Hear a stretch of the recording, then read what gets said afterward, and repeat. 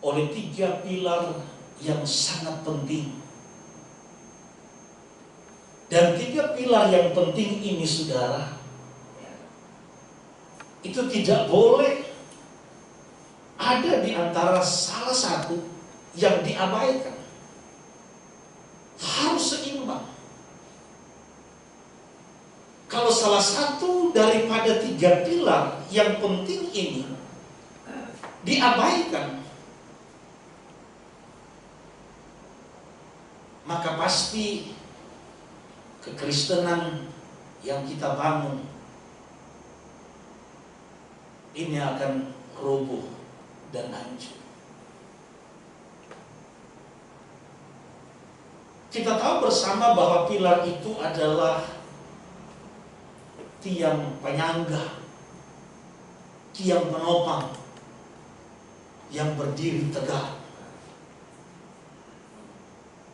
Dalam setiap bangunan rumah, bahkan termasuk bait suci Salomo yang dibangun. Kalau kita baca dalam 1 Raja-Raja pasal yang ke-7 ayat yang ke-21, kalau terjemahan ILT bilang, dan dia mendirikan pilar-pilar di serambi tempat suci. Ia mendirikan pilar sebelah kanan dan menamai Yakin. Lalu ia mendirikan pilar di sebelah kiri dan menamainya Boas. Serambi Salomo yang besar, yang megah, ditopang oleh 2 pilar sebagai penyangga. Nah, saudara-saudaraku yang dikasihi Tuhan, begitu juga dengan kekristenan. Harus ditopang, dibangun dengan 3 pilar yang penting ini. 3 pilar yang saya maksud, yang penting ini, hal yang pertama adalah pengakuan iman. Maka sungguh aneh memang kalau kita menyebut sebagai seorang Kristen, tetapi kita tidak mengakui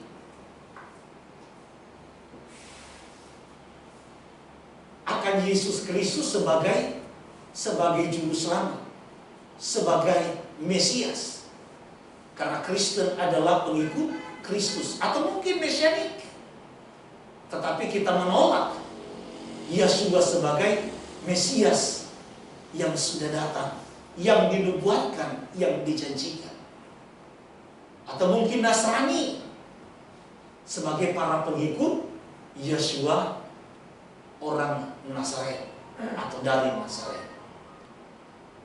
Jadi saudara, pilar yang pertama yaitu pengakuan iman kita kepada Yeshua sebagai Ben Elohim Kain, sebagai putra Elohim yang hidup. Dialah Mesias yang dinubuatkan, yang dijanjikan.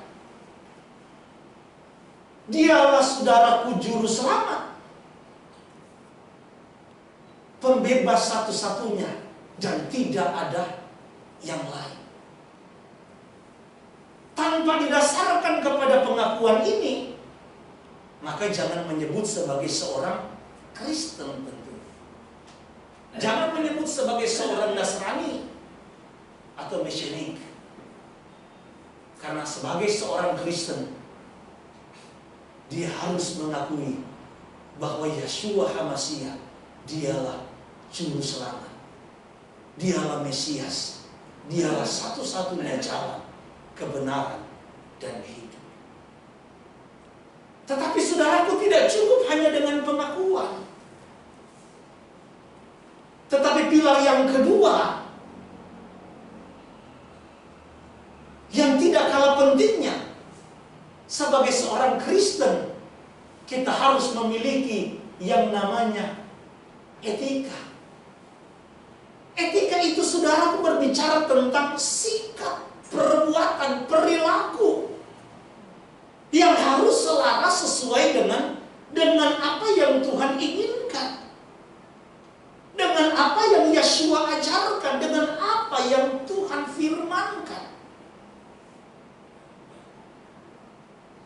Jadi lucu, saudara. Lucu, dan ini iman yang tidak benar. Kalau ada seorang yang menamakan diri sebagai Kristen, pengikut Kristus, atau pengikut Mesias, mengakui bahwa memang Yeshua HaMashiach adalah Juru Selamat. Dialah Mesias yang dijanjikan.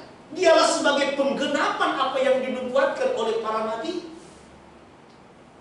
Tetapi maaf dikata, saudara, seorang pengikut Yeshua HaMashiach, padahal firman Tuhan sudah menegaskan, barang siapa mau mengikuti aku, barang siapa berkata bahwa aku ada di dalam Yeshua, sebaliknya Yeshua ada di dalam dia, berarti dia wajib mengikuti teladan Yeshua HaMashiach.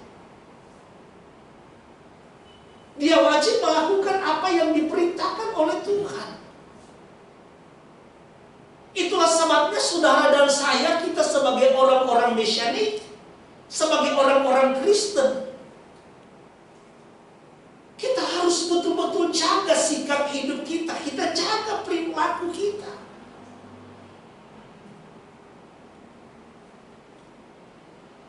Segala sesuatu perilaku, perbuatan, tindakan yang tidak Tuhan kehendaki,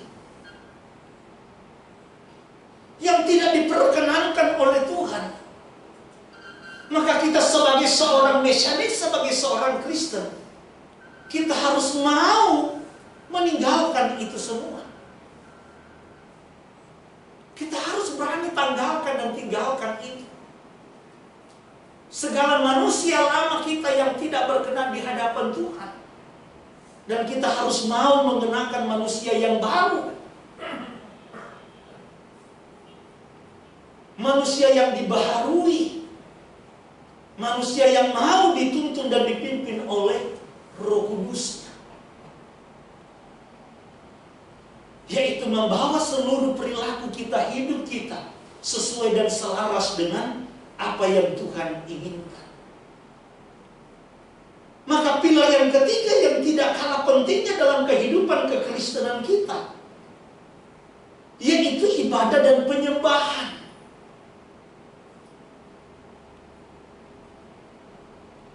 Karena melalui persekutuan kita dengan Tuhan,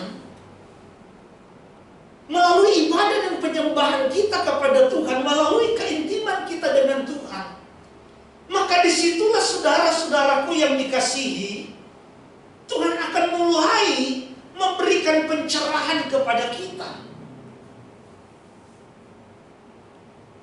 Melalui keintiman kita dengan Tuhan, maka disitulah Tuhan akan menyingkapkan segala sesuatu, mana yang berkenan kepada Tuhan dan mana yang tidak.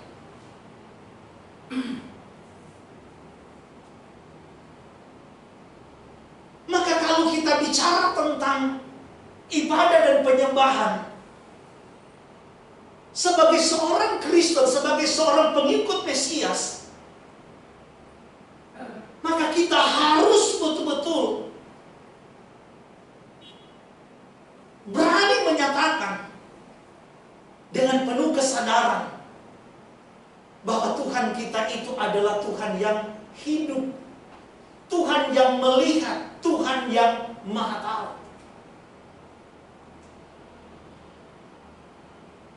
Sehingga ketika kekristenan kita dibangun atas dasar ini, kita tahu bagaimana cara bersikap, bagaimana cara kita berperilaku ketika kita datang menghadap Tuhan. Kalau kita jujur, saudara, ketika kita ada di sebuah ruangan, misalnya tempat ini, atau mungkin saudara di kamar, atau mungkin di rumah, kalau hanya seorang diri, tanpa ada siapa-siapa, saudara pasti akan bebas melakukan segala sesuatu, suka-suka saya. Ya angkat kaki di meja mungkin, ya tiduran, selonjoran dan yang lain-lain. Tapi coba ketika di rumah saudara mungkin ada tamu, ada Pak Fani, Ibu Riana, ada Pak Gembala, mungkin ada Pak Dery,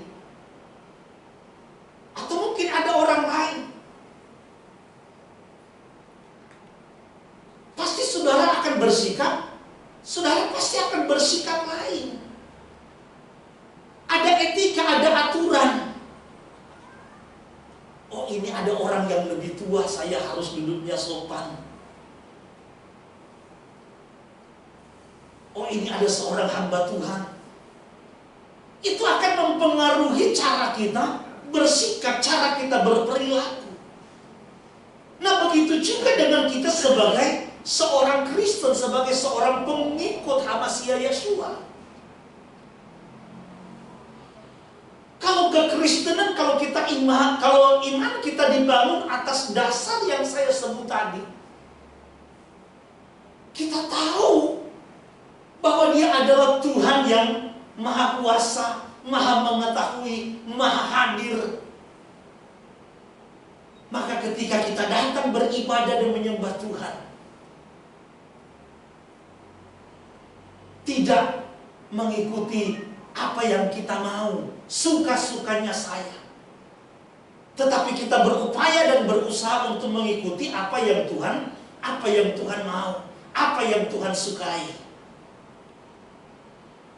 Ketika kita beribadah, kita memakai atribut ibadah, ini yang Tuhan senang. Kita datang dengan sebuah penghormatan, kita duduk manis, kita duduk diam. Ini contoh-contoh kecil, saudara. Misalnya ketika Amida, ya, apalagi waktu masuk yang namanya pujian dari Afod, musik itu kecil hanya untuk supaya mungkin kasarnya tidak fals.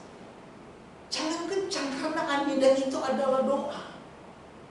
Jangan sampai mengganggu. Nah, kita saja kadang-kadang dengan suara musik yang kadang-kadang suka ngejar-ngejar, ngikut-ngikut si kasar ini merasa terganggu.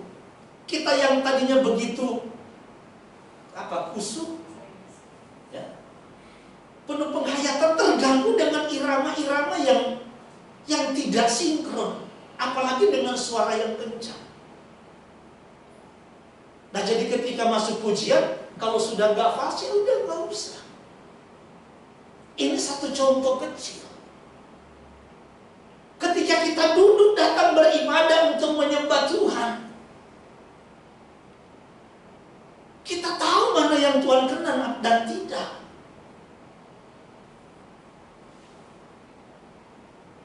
Banyak saudaraku kadang-kadang ketika mendengar firman, mereka angkat yang penting Tuhan lihat hati. Kita lupa saudaraku, orang Israel, imam-imam itu diberikan otoritas oleh Tuhan sebagai perwakilan Tuhan.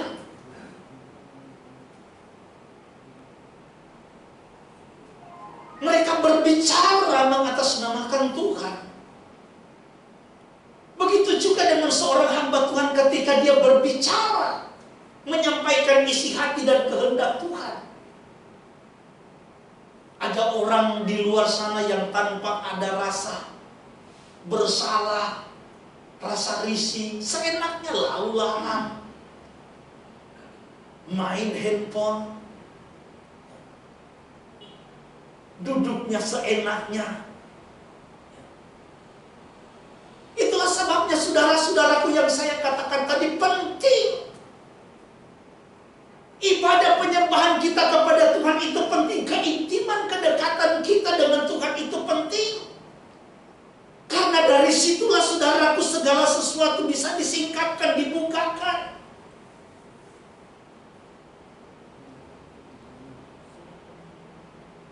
Ada teman-teman kita, jangankan ketika dia dengar khotbah, sering saja kan ada orang-orang di luar sana yang namanya pangku kaki, itu dianggap itu kan hal yang biasa.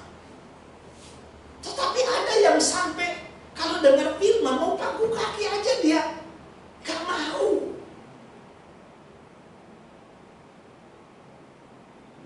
dia tahu bahwa yang berbicara di depan itu adalah hamba Tuhan dengan otoritas yang Tuhan berikan kepada dia.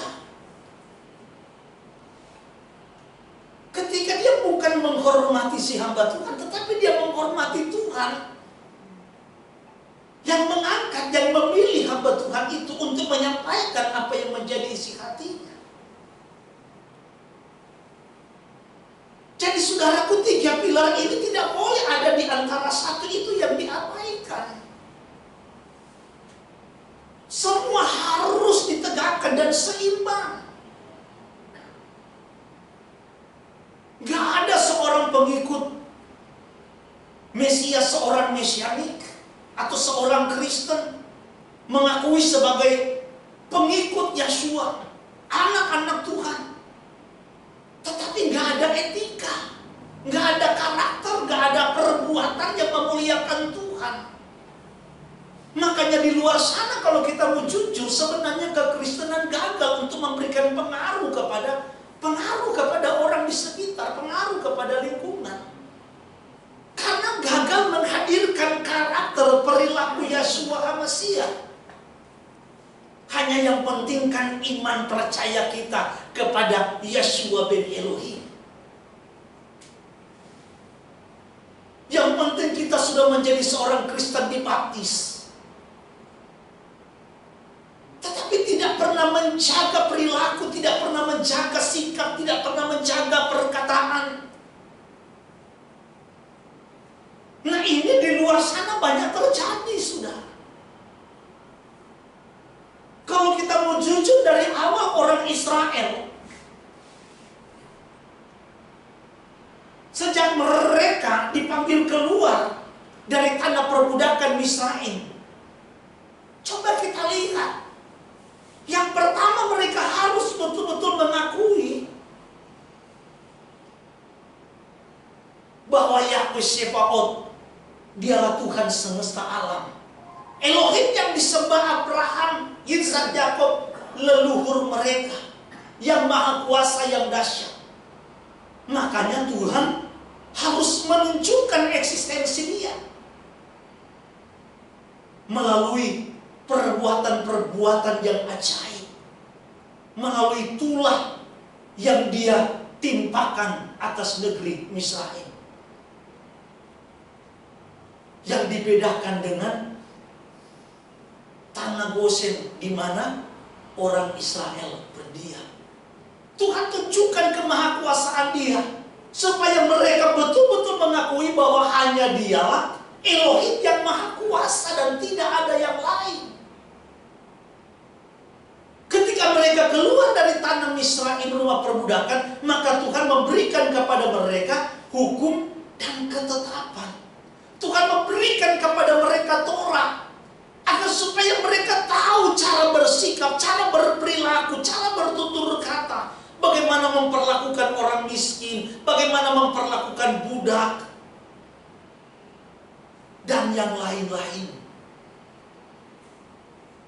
Yang tidak kalah penting, saudaraku, adalah aturan bagaimana mereka itu beribadah kepada Tuhan, menyembah kepada Tuhan.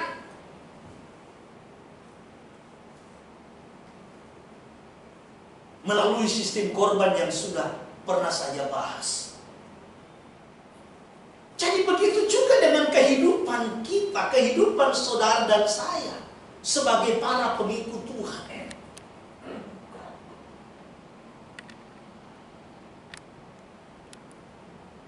Ada orang yang hanya menekankan satu hal tetapi mengabaikan yang lain. Dengan begitu bangga, saya kalau membaca firman Tuhan bisa dari pagi sampai malam gak henti-henti. Loh, bagus, bukan tidak bagus. Saya berdoa satu hari bisa 10 sampai 12 kali sehari. Saya pujian penyembahan bisa berjam-jam, 5 sampai 6 jam.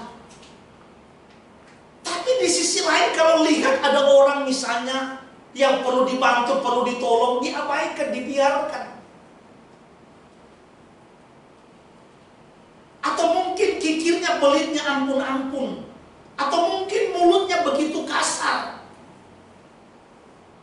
suka mengeluarkan makian dan yang lain-lain.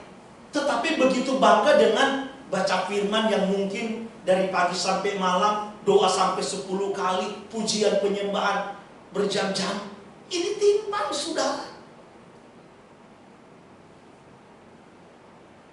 Ibarat misalnya ada seorang atau saya, matanya bagus, warnanya biru kehijau-hijauan. Saudara kan enggak. Nah, saya banggakan, tapi saya punya korengan, yang korengannya baunya ampun-ampun. Enggak apa-apa saya korengan, yang penting mata saya biru kehijau-hijauan. Enggak apa-apa bau. Kan ini lucu, saudara. Sudah bagus matanya, biru kehijau-hijauan, tapi apa yang kurang itu perlu diperbaiki. Apa yang jelek itu perlu dijadikan bagus, perlu dijadikan baik. Yang baik dipertahankan, yang jelek itu yang dibikin baik. Sudah bagus kalau kita pujian penyembahan berjam-jam. Sudah bagus kalau kita baca firman pagi sampai malam. Sudah bagus, saudara, kalau kita berdoa 1 hari sampai 10 kali. Tetapi apa yang tidak bagus, jangan itu diabaikan. Kalau mulut kita masih kasar, ya diperbaiki. Kalau hati kita masih suka membenci orang lain, ya diperbaiki. Kalau kita masih kikir pelit, ya itu diperbaiki. Jadi apa yang tidak baik itu dibikin baik.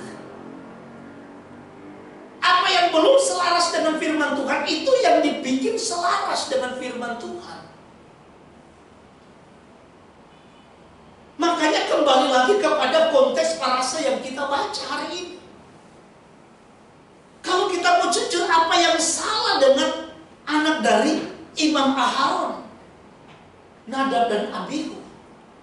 Bukankah mereka itu mengakui tentang kemahakuasaan daripada nama yang kudus itu, Yahweh Sebaot Elohim nenek moyang mereka? Mereka sangat mengakui. Bukankah, saudaraku, ritual yang mereka lakukan itu, bukankah itu adalah tugas bagian daripada imam-imam? Lalu apa yang salah dengan mereka? Sehingga akhirnya Tuhan begitu murka menghukum mereka, dan pada akhirnya mati seorang pelayan Tuhan yang melayani Tuhan, yang melayani di kemah suci, tetapi mati karena mereka tidak tahu yang namanya etika. Ada aturan. Bukan suka-sukanya mereka, segala sesuatu yang mereka kerjakan, yang mereka lakukan itu sudah diatur oleh Tuhan. Mereka tidak boleh melakukan sesuatu yang hanya karena inisiatif sendiri. Memang inisiatif itu ya pada dasarnya baik. Kalau di kantor-kantor perusahaan biasanya orang yang inisiatif itu kan suka dipuji ya, kalau inisiatifnya sejalan dengan mungkin tujuan perusahaan, sejalan dengan apa yang diinginkan oleh bosnya misalnya, pimpinannya. Tapi kalau nggak sejalan, repot, saudara. Kalau nggak sejalan kan repot. Inisiatif sih baik.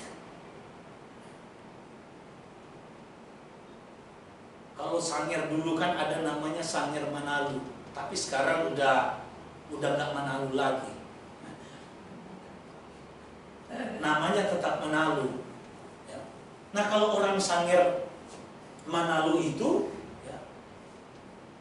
kalau misalnya ngomongnya apa ya dikerjakan begitu. Pergi paras itu kebun, itu semua yang tanaman-tanaman ikut diparas. Jadi kalau nyuruh orang menaruh dulu, harus jelas.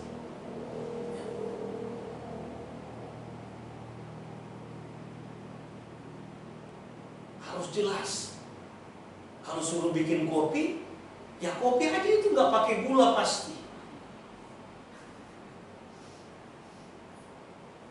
Nah, jadi sekali lagi Bapak Ibu saudara-saudaraku yang dikasihi Tuhan, inisiatif itu baik. Tetapi kalau tidak sesuai dengan apa yang Tuhan perintahkan, apa yang Tuhan inginkan. Lagian kalau kita mau jujur saudara, apa yang kita baca di dalam kitab Imamat pasal 9 ya, dari ayat 22 dan seterusnya, bagaimana kemuliaan Tuhan itu memenuhi bukan hanya kemah suci, tetapi seluruh umat Israel dipenuhi oleh kemuliaan Tuhan. Kemuliaan Tuhan yang begitu dahsyat, begitu luar biasa. Korban persembahan saudaraku yang dipersembahkan di mezbah korban bakaran dihantam dengan api Tuhan, sehingga menimbulkan satu bau yang harum di hadapan Tuhan. Orang-orang Israel bersorak-sorai saudara, menyaksikan tentang kemuliaan Tuhan yang begitu hebat. Tiba-tiba langsung disambung dengan pasal 10 ayat 1. Tiba-tiba Nadab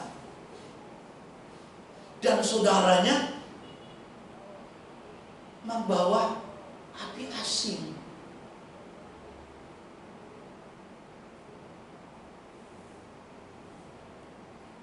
Membawa api asin masuk. Motivasi apa kita tidak tahu. Kalau bicara tentang kematian Nadab dan Abihu ini memang banyak penafsiran. Sama ketika saudara-saudaraku tabut perjanjian mau dipindahkan oleh seorang Daud, seorang raja yang begitu takut akan Tuhan. Saya tidak tahu apakah Daud lupa tentang etika, tentang aturan.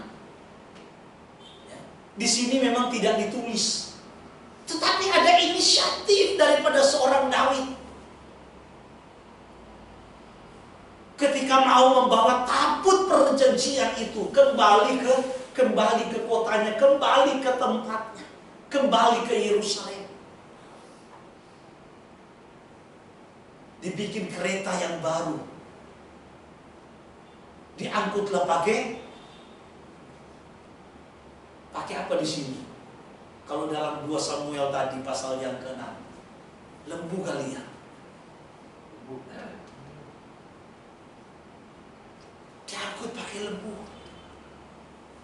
Dari awal di dalam saudaraku Torah, Tuhan sudah berfirman kepada orang Israel melalui Mose, yang boleh mengangkut tabut perjanjian itu adalah imam. Ini kagak, pakai lembu. Akhirnya dalam perjalanan tergelincir sudah. Kalau kita mau jujur, ini manusiawi kita berpikir kalau kita pakai nalar kita. Bukankah usaha ini sebagai bentuk respon? Bahasa kita ini spontanitas. Namanya saudaraku, tergelincir mau rubuh, yang dibawa ini saudaraku hal yang paling penting, tabut perjanjian. Maka spontanitas usah menahan, menyentuh tabut perjanjian. Tetapi ada aturan masalahnya saudara, ada etika. Akhirnya Tuhan menghukum Usa mati saudara. Sampai Daud begitu takut. Waduh, kalau begini repot. Bagaimana bisa tabut perjanjian ini sampai di Yerusalem? Maka dititipkanlah tabut perjanjian itu di rumah Obed Edom. 3 bulan dititip rumah itu justru diberkati oleh Tuhan. Diberkati dengan sangat luar biasa. Sehingga orang-orang memberikan laporan. Mungkin waktu diberikan laporan, waduh, David mesti lihat dulu aturan. Begitu buka, wah ternyata gak boleh pakai lembu, harus dipikul.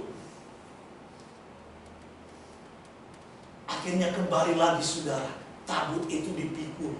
Dan akhirnya sampai ke Yerusalem. Ada aturan yang memang sudah dibuat saudara. Aturan itulah yang saya sebut tadi dengan bahasa sederhana, dengan etika. Harus sesuai dengan apa yang Tuhan perintahkan. Harus sesuai dengan apa yang Tuhan mau. Karena kalau tidak saudaraku, ini bahaya. Repot saudara. Itulah sebabnya sekali lagi saudara, saya inginkan agar supaya kita semua sadar. Kalau yang belum sadar, yang mungkin masih tertidur, bangun segera. Bangkitkan dan bangun imanmu dengan dasar yang benar. Dengan sebuah pemikiran dan pemahaman bahwa Elohim yang kita sembah itu adalah Elohim yang hidup. Elohim Kain.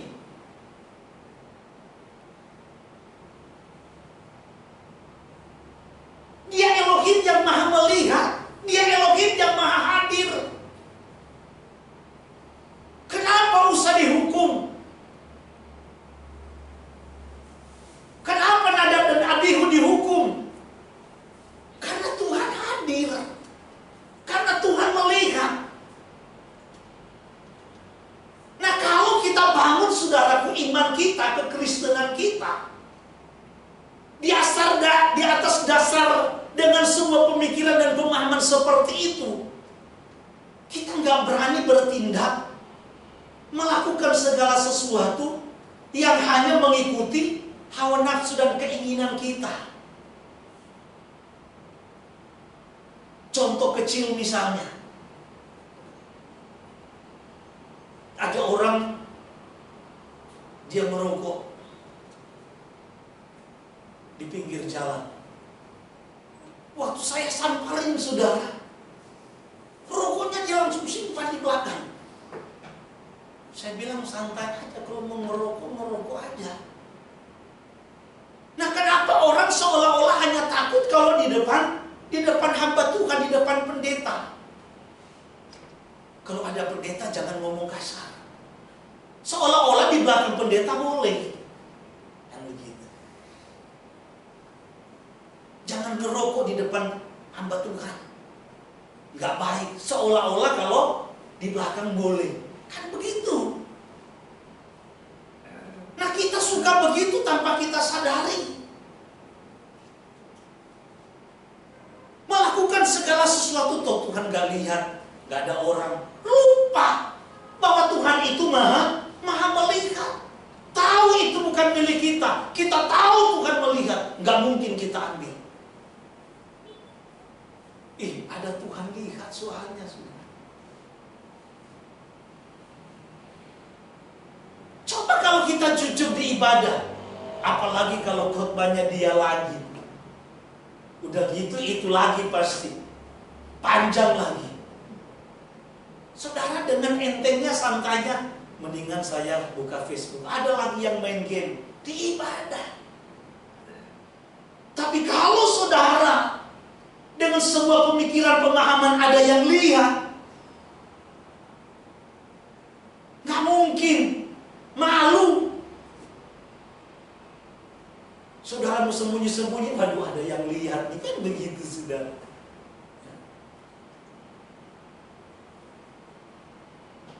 Itulah sebabnya Bapak Ibu saudara-saudaraku yang dikasihi Tuhan, ini penting bagi kita. Kembali kepada Imamat pasal yang ke-10 tadi.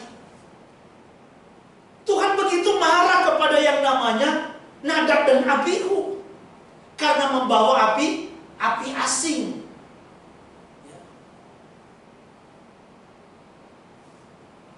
Dan itu menjijikan di hadapan Tuhan.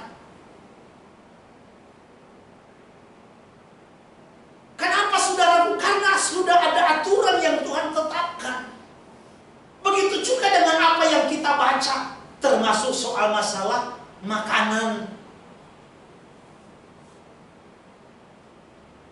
Kan tidak mungkin seorang Saul, saudara, dalam surat-suratnya menganulir apa yang sudah ditetapkan, apa yang sudah diperintahkan oleh Yang Maha Kuasa, oleh Bapa Yahweh sendiri. Tidak mungkin seorang bawahan akan menganulir perintah daripada seorang komandannya, seorang pimpinan. Tidak mungkin. Ini pemikiran sederhana. Memang enak, sudah. Orang bilang kan makanan itu bukan berbicara tentang kerajaan surga, bukan berbicara tentang makan dan minum. Tubuh dan daging tidak akan masuk ke dalam kerajaan surga. Saya memang hari ini tidak mengupas khusus tentang soal masalah makanan yang disampaikan oleh Imamat pasal yang ke-11, walaupun dulu sudah pernah saya kupas. Nggak ada alasan bagi kita, nggak ada dasar sebenarnya. Baik di dalam namanya tanah, dalam perjanjian lama maupun perjanjian baru, tidak ada. Kalaupun ada yang menghalalkan yang sudah diharamkan oleh Tuhan dalam Imamat pasal yang ke-11, itu sebenarnya bukan para rasul, itu bukan para murid, tetapi karena memang pemikiran kita dan juga gergantang kita, selera kita yang masih sulit meninggalkan itu semua. Sehingga kita hanya berusaha untuk mencari pembenaran, ayat-ayat pendukung, seolah-olah apa yang diharamkan oleh Imamat pasal yang ke-11 itu sudah dihalalkan oleh Tuhan.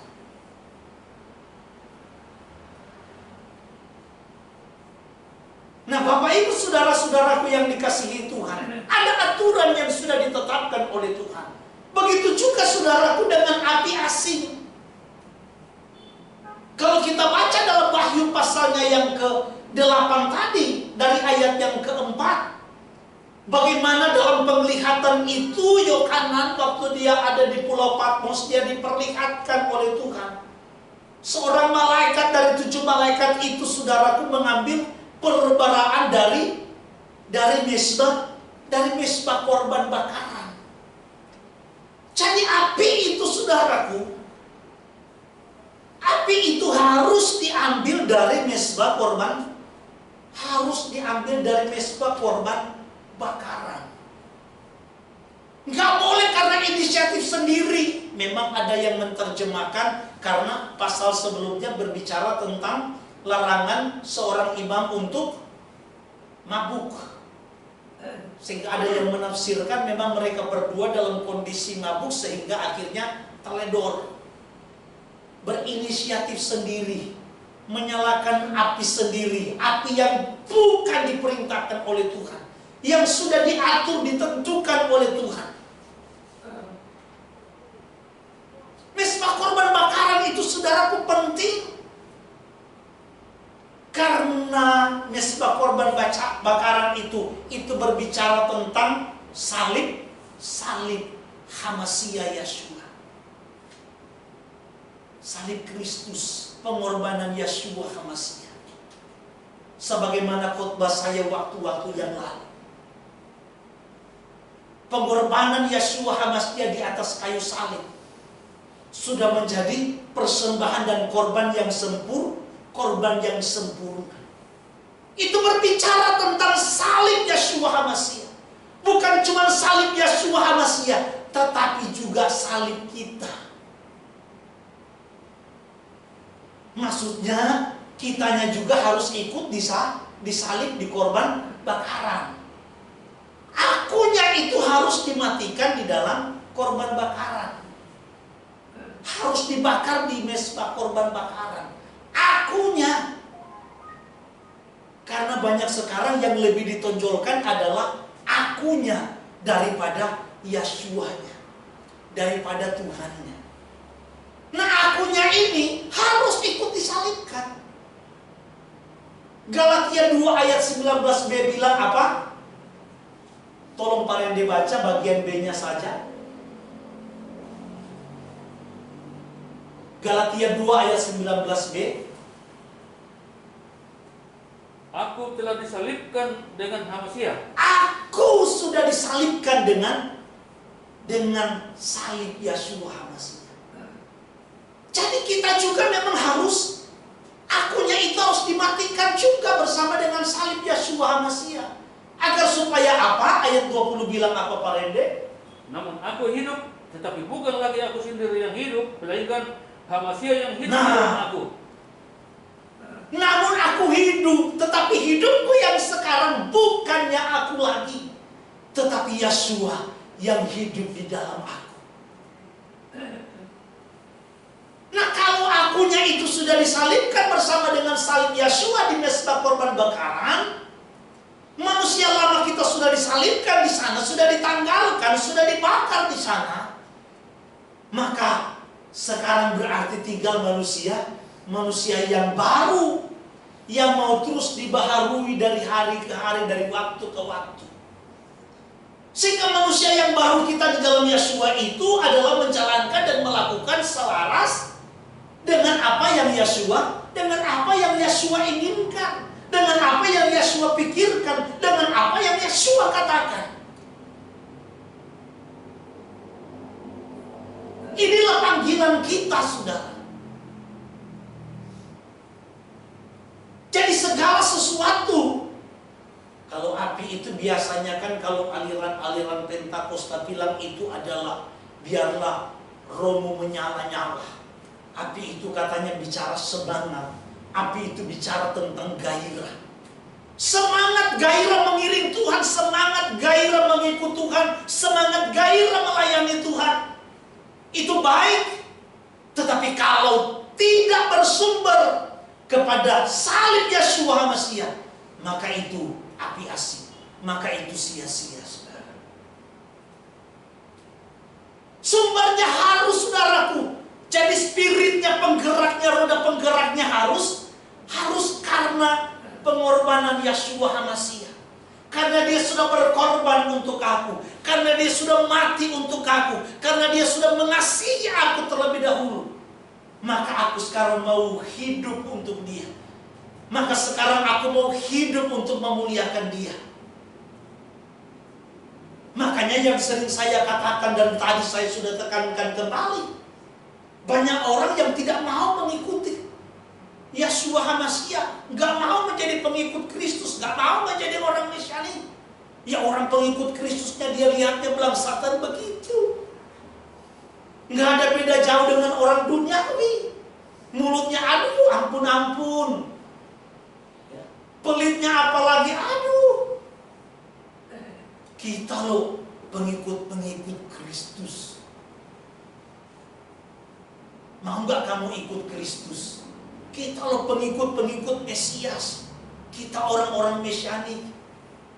Tapi etika kita itu, saudaraku, tampilan kita, perilaku kita tidak menunjukkan, tidak menggambarkan karakter Yeshua HaMasyiah, perilaku Yeshua HaMasyiah. Bagaimana kita mau mengajak orang untuk masuk di dalam kelompok kita? Makanya jangan heran, saudara. Akhirnya pun pelayanan kita pun ikut terbawa-bawa.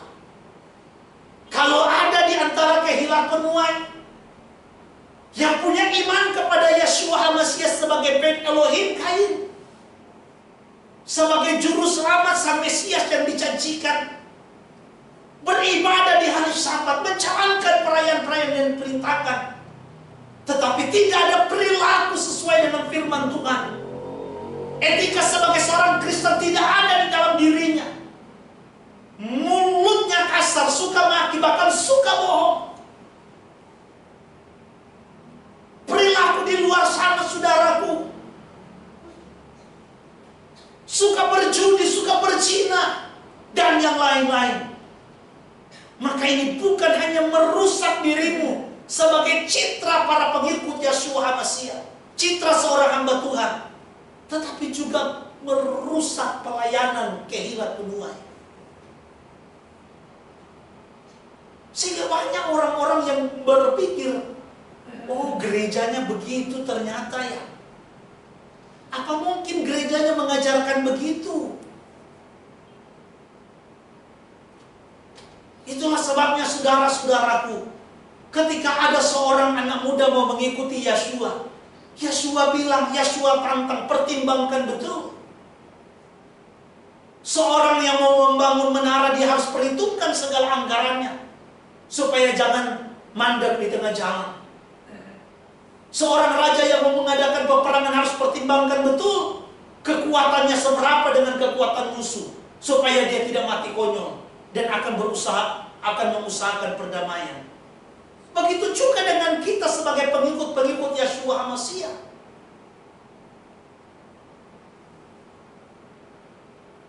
Banyak orang yang mengikuti Yeshua HaMashiach, banyak orang yang datang ke gereja karena dia pikir gereja bisa memberikan jaminan hidup buat dia. Sehingga ketika dia tidak mendapatkan jaminan hidup, akhirnya dia kecewa dan keluar.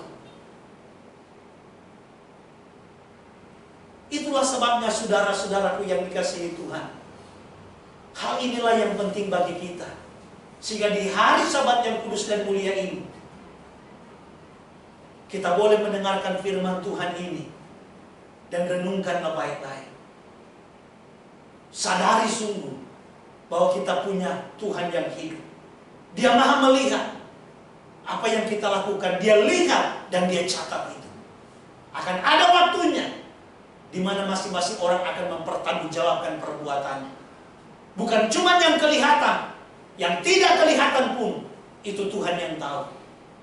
Yang muncul di pikiranmu itu Tuhan yang tahu. Yang muncul di hatimu itu Tuhan tahu. Dan semua itu dicatat oleh Tuhan.